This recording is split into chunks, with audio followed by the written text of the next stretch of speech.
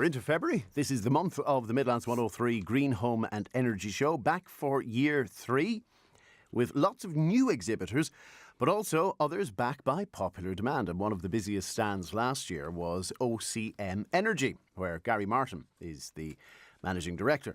Good morning, sir. Morning, Will. Thanks for having me. And OCM Energy, as the name suggests, solar PV, one of your fortes. The Climate Action Plan contains many commitments on behalf of the state, and I suppose therefore supports have to go with that carrot and stick. So talk to us about the Climate Action Plan and what it means for homeowners. So the country's Climate Action Plan, Will, is to reach 8,000 megawatts of solar across all sectors by 2030. That sounds like a lot. Yes. Of this, 2,500 megawatts needs to come from domestic and commercial rooftop installations. And just to give you a rough idea where we're at the end of 2023, we had 720 megawatts installed across all sectors. Figures for 2024 haven't been officially released yet, but are estimating being in the region of 1,300 megawatts across all sectors. So while we're heading in the right that's in total rather than in total, addition. So including solar farms, domestic, commercial. So we're heading in the right direction, but as you can see from them figures, we still have a good distance to go if we want to achieve 8,000 megawatts by 2030. Absolutely. So 1,300 is an estimate as of the end of 24. That's still 6,700 to go. Sure. And how can that be achieved? So again, as I said, 2,500 megawatts needs to come from domestic and commercial rooftop installation, which is where us boys are working at. Solar farms then will take up a lot of that as well. You know, we're hoping we see another planning permission given for another business in Clara to get more stuff on the ground. So the more that happens, the closer we get to this. Now, ultimately, people are going to look at return on investment, and therefore the initial outlay matters a lot. Correct.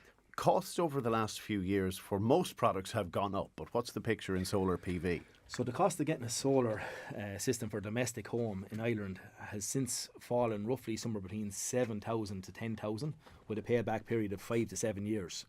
I suppose that's a dramatic improvement on just a few years ago, and you might expect to pay up to 10 years payback time for solar panels. So 5 to 7 years, I think, is very realistic. Well, I suppose that's one upshot of electricity prices going up. It does make the payback on that investment happen faster. Yes. And there's no immediate sign of prices settling and going back to pre-2022 levels.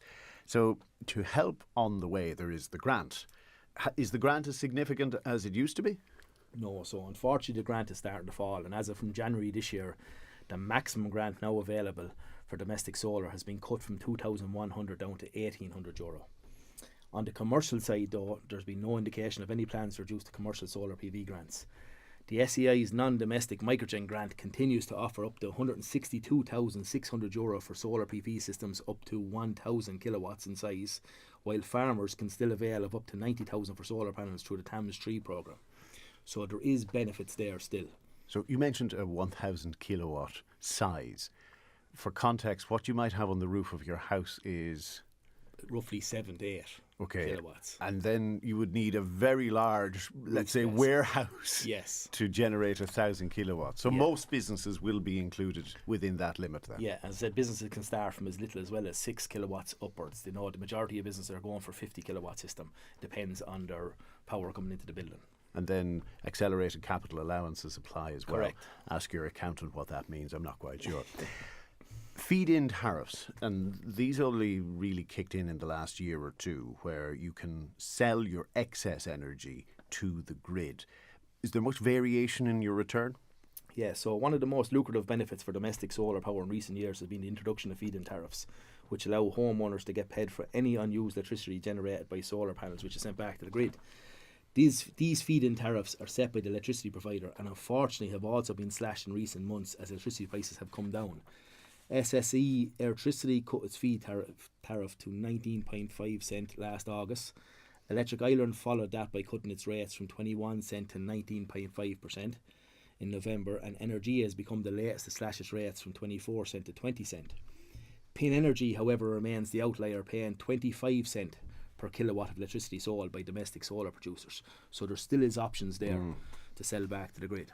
So this means when you are changing your contract every year for your electricity, you now need to look at all the variables from your night rates, your day rates, your EV rates and your export tariff as well. Correct, yeah. And in my opinion, if electricity prices continue to fall this year and solar panels become more and more common in homes and islands, it's likely we see further reductions in the feed-in tariffs. So you have to shop around at the end of each contract. If electricity prices fall this year, the jury is out on whether that will happen. Correct.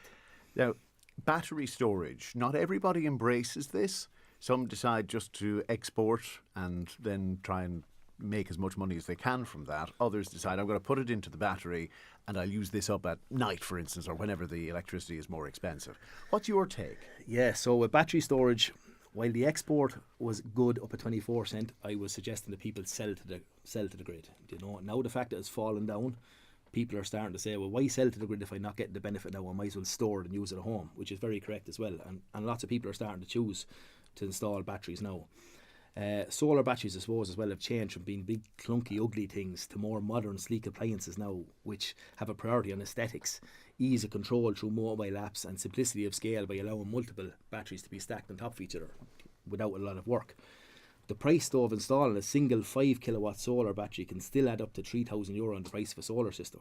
So 5 kilowatts, again, this is probably very individual depending on the house and how much you use, but 5 kilowatts might last you for how long, or what will it do? Again, depends on your heat usage. You will. If you have a heat pump in your house that's drawing a lot of electricity, you know, but 5 kilowatts is a lot in normal sense, you know, so it should carry you through roughly a night time. An easy household that's not using a heat pump and stuff like that, if your battery kicked in at 6 in the evening, it should see you through till midnight, you know, if you're working hard on it.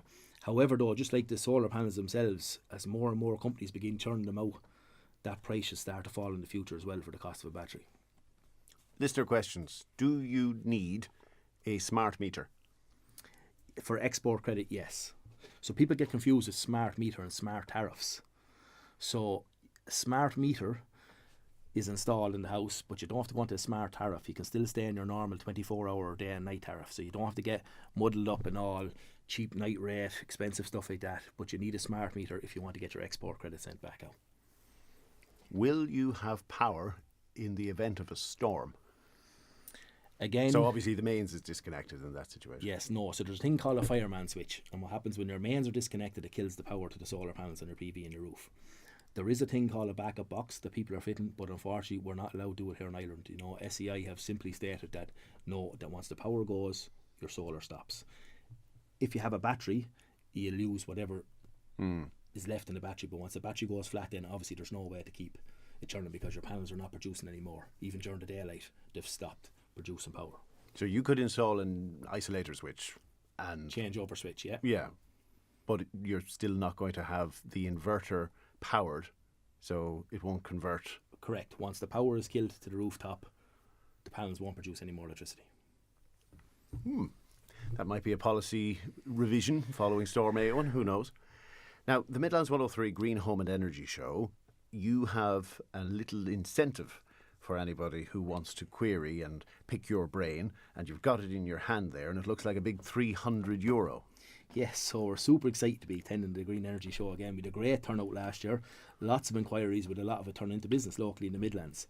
So again this year, we're going to keep our promise, and since the SEI has cut €300 off the grant, we are going to give that €300 back to people and put it back in their pocket. All they have to do is visit our stand, give us their details, and we will then give them the €300 voucher if they want to go and proceed with solar in the future. Very good.